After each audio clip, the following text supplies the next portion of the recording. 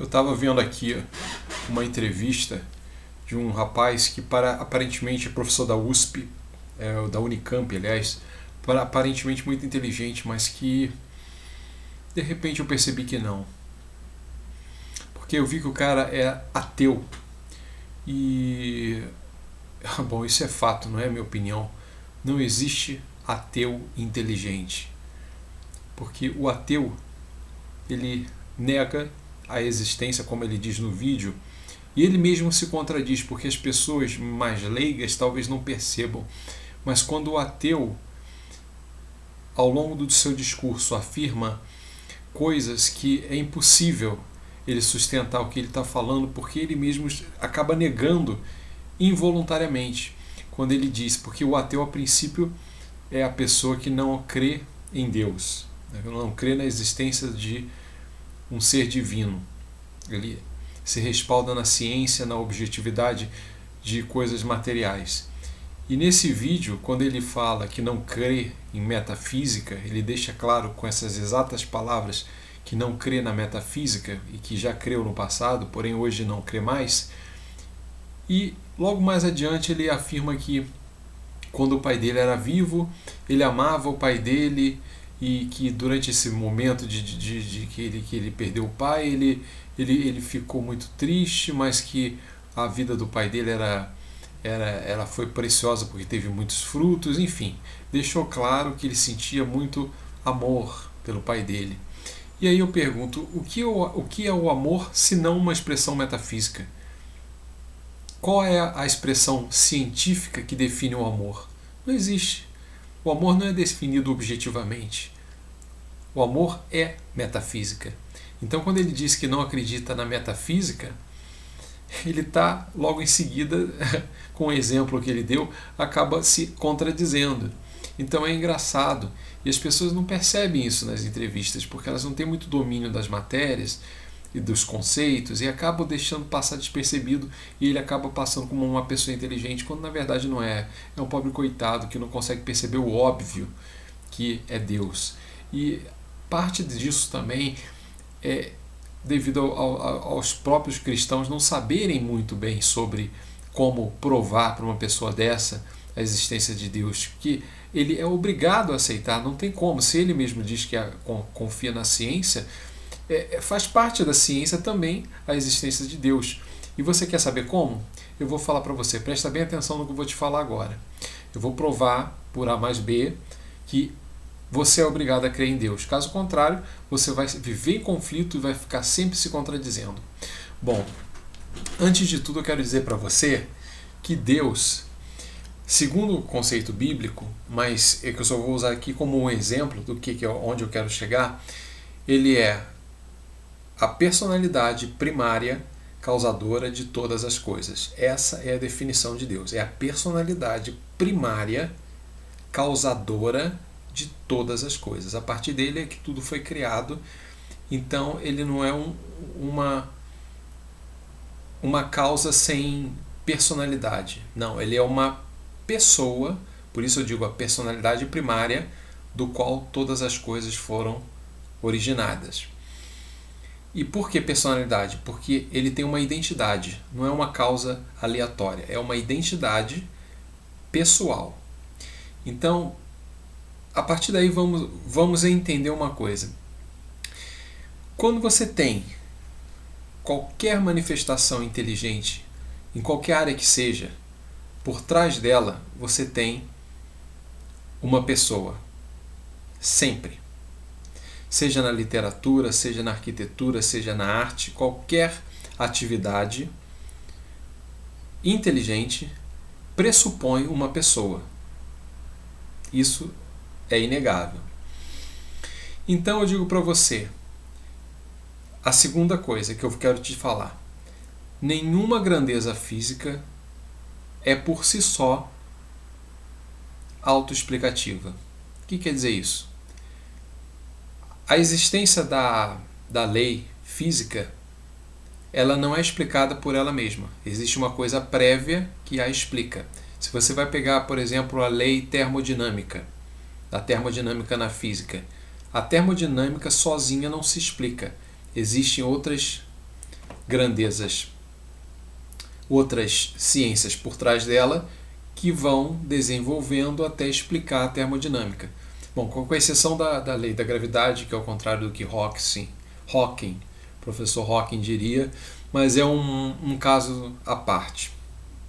Mas então sabemos duas coisas. Sempre que você tem uma inteligência, você tem uma personalidade por trás dela. E segunda, toda grandeza física, toda manifestação, seja ela em que área que for, ela por si só não se explica. Existe algo por trás dela.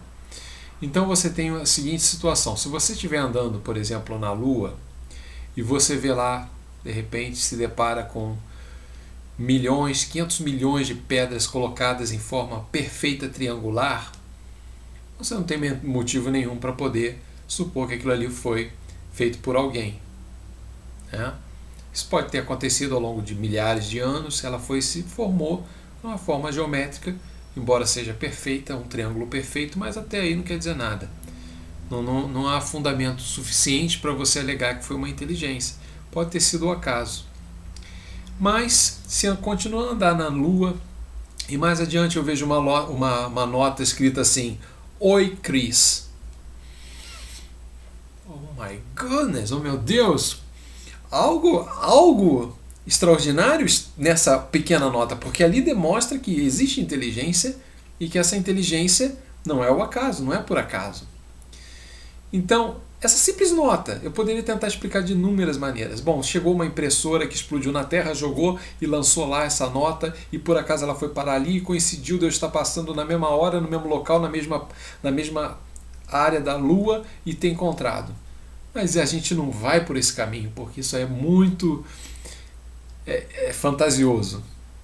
A gente vai ter que admitir que foi uma coisa inteligente. É uma manifestação de inteligência.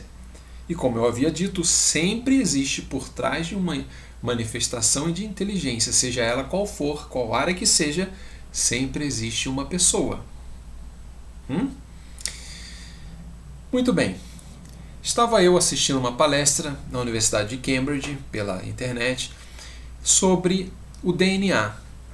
E aí, um dos descobridores do filamento do mapeamento do DNA, que chama-se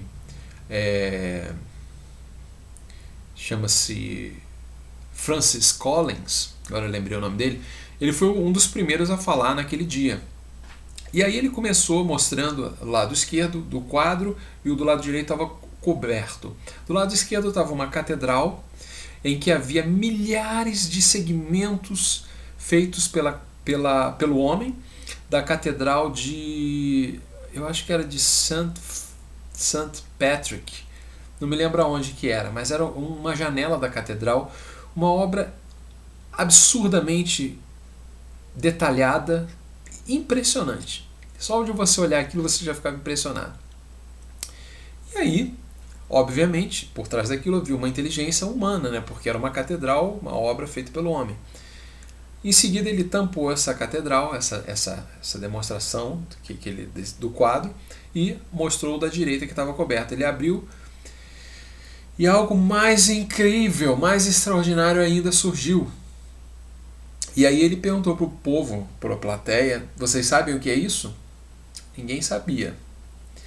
Ele disse: isso é um segmento vertical, a vertical section, ou seja, um segmento verticalizado do DNA humano, que contém 3,1 bilhões de informações. Algo extraordinário. É impossível você conceber na sua cabeça como que aquilo ali se formou dentro de cada pessoa.